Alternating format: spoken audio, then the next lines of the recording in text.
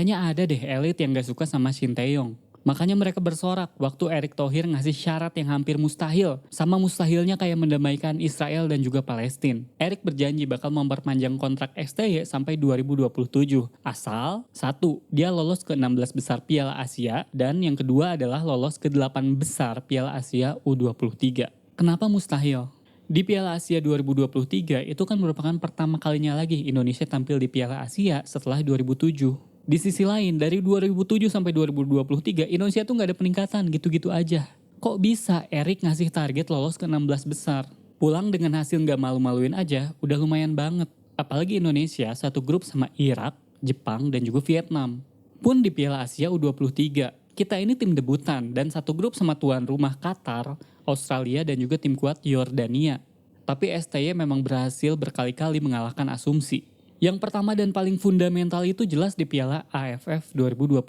STY bikin kaget karena berani memutus generasi dan membawa para pemain U21.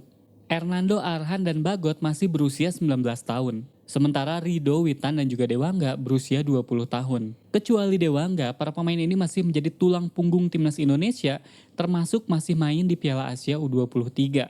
Dan di AFF 2020 itu secara mengejutkan kita lolos sampai ke final. Ini jadi berkah juga buat STY karena targetnya kan di Piala Asia U23. Memang, di negara lain itu agak aneh kalau pemain yang udah masuk tim senior dipanggil lagi ke tim kelompok umur.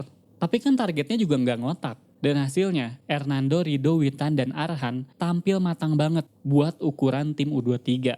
Akhirnya kita ngerti kenapa STY pengen ngelatih dari tim U19. Maksudnya biar filosofi, gaya main, semuanya nggak berubah waktu mereka naik ke tim senior. Contoh Marcelino. Nggak ada yang meragukan bakatnya. Cuma di awal karirnya, dia tuh main dribble terus. Nggak masalah kalau hasilnya positif, yang mana ini sangat disukai oleh Indra Syafri.